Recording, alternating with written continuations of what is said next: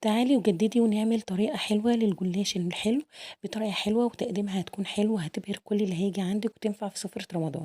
يلا نصلي على الحبيب المصطفى عليه الصلاة والسلام ونعمل لايك وكومنت كده حلو زيكم تشجعوني. اول حاجة هنا انا هجيب اي حلة او كزرولة وهحط فيهم كوبايتين من اللبن. هنعمل بقى الكريمة بس هنعملها بالكاستر. وهنحط 3 معالق كبار من السكر، يعني كل كوباية لبن هتاخد معلقة ونص من السكر. وكمان هنحط بودرة الكاستر، هنحط منها معلقتين كبار هرمية من الكاستر دوت. وهبتدي ان انا اقلبهم كويس جدا وافكه من اي تكتلات او اي حاجة قبل ما نحطه على النار، وبعدين هحطه على النار. يا دوبك اول ما نلاقيه مع التقليب المستمر نلاقيه تقل تحت ايدينا وعمل فقاعات كده، يبقى هو ايه استوى وبقى زي الفل. مش عندك كاستر وعايزه تعمليها بالنشا، حطي معلقتين كبار هرميه من النشا. هنا الكاستر اهو استوى معانا وبقى حلو وكريمي كده. هبتدي ان انا افضيه في اي بوله عشان خاطر ان هو يبرد معايا وكمان ما يعملش قشرة من على الوش كده، يعني او وشه يعمل قشرة كده ويقشف. فانا هجيب كده اي كيس بلاستيك او اي بلاستيك فيلم واحطه عليه، يعني البلاستيك الغذائي هروح حاطاه عليه الوش كده عشان ما يعملش قشرة، وابتدي اسيبه لحد لما يبرد. بعد كده ممكن ادخله التلاجة وهو الجو كده ساقع فهو هيبرد معانا. بجيب لفة الجلاش بتاعتي وبحضر معايا كوباية من الزبدة على زيت، يعني ممكن نحط 3/4 زبدة او سمنة بلدي ونحط الربع زيت.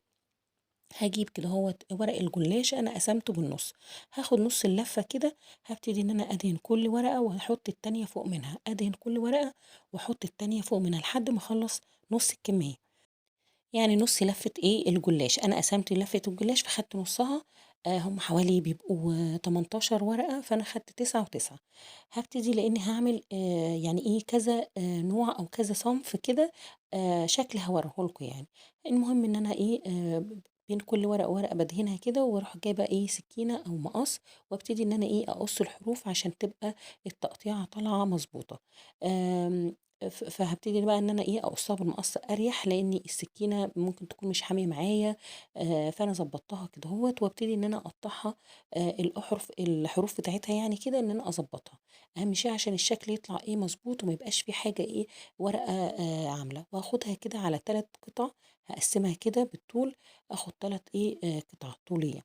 وابتدي أروح حاطاهم كده بحيث فوق بعض عشان أعرف المقاس المظبوط أضبط الشكل. أهم شيء إن إحنا نضبّط. تمام، ما فيش حاجة هتترمي ولا في حاجة هتتهدّر مننا. ضبّطت كده الشكل هابتدي إن أنا آخُدها ال الجلاش بتاعي كده أضبّطه. هابتدي آخُد بقى اللفّات اللي أنا حطيتهم فوق بعض دُولة وابتدي أقطّعها. أنا هنا كنت عايزة أقطّعها مربعات فأنا افتكرت إن أنا عايزة أعملها اللي هي المثلثات دي. تمام، فابتديت إن أنا آخُد طرف الحجاب أو المثلث واتنيه كدهوّة. الحتّة اللي بتفضل ما بارميهاش، أنا هاركنها كده على جنب وليها استخدام تاني. هاجيب الصينية وابتدي إن أنا أحطها كده أرصها صينية دهناها واحطها وارصها بالشكل ده، وقطعت القطع مربعات، يعني أنا قطعت مربعات عادي جدًا اللي أنا حطيتهم فوق بعض. تمام، هابتدي إن أنا أدهن الوش وأدخلها الفرن على درجة حرارة 180 لحد لما لونها يبقى دهبي وتاخد لون. النص التاني من اللفة هابتدي إن أنا آخدهم كده زي ما هُم، وهابتدي إن أنا أقسمها بالنُص. يعني آخدها كده بالنُص وأروح قاسماها. أهم شيء أضبّط بس الورق يبقى مضبوط بالضبط. وهابتدي إن أنا أقصه بالمقص أو بالسكينة زي ما تحبي، وأنا حبيت إن أنا أقصها كده.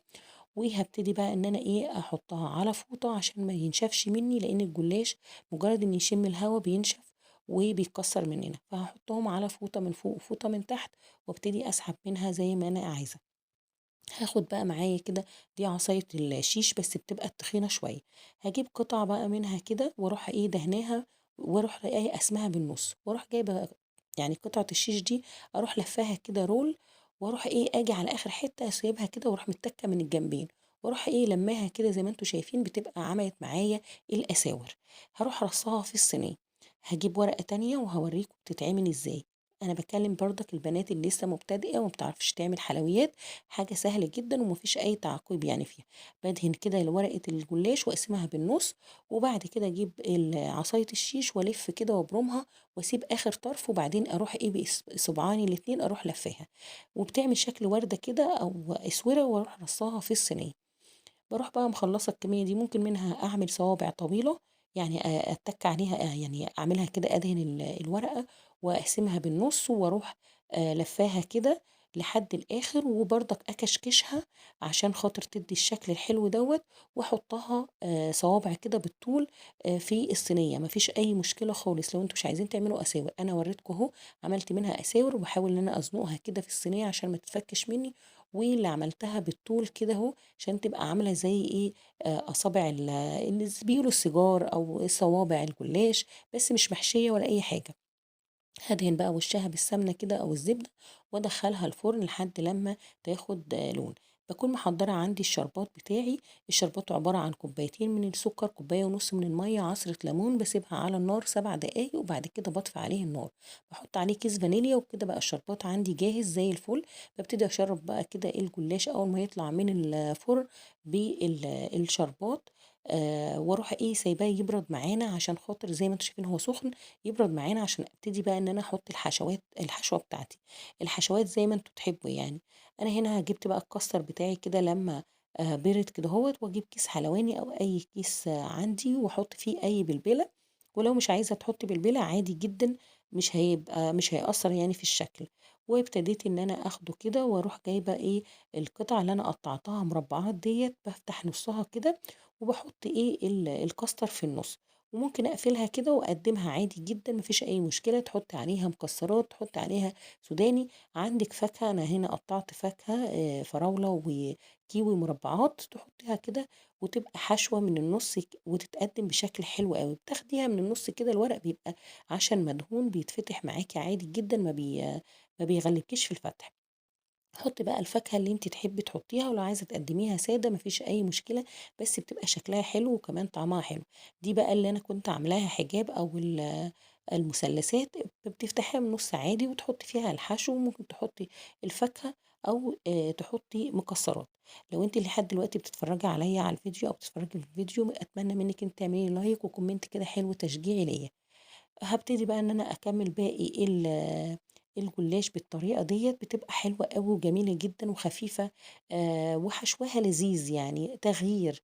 برضك هاحشي الأساور نفس الشكل، هاحشيها من النُص الأساور. لو أنتِ عندِك شوكولاتة قابلة للدهن ممكن إن أنتِ تحشي النُص بشوكولاتة قابلة للدهن. لو أنتِ مش عايزة أي حاجة من دول ممكن تقدّميها سادة كده، أو ممكن وهي لسه نيّة بتبتدي إن أنتِ تحطّي في النُص حشو المكسرات. أنا اديتِك الحلول وشوفي إيه الطريقة اللي تناسبِك وتعجبِك اعملي بيها وقدّميها في سفرة رمضان، لو جالِك ضيوف هتبهري ضيوفِك بيها وبالشكل كمان.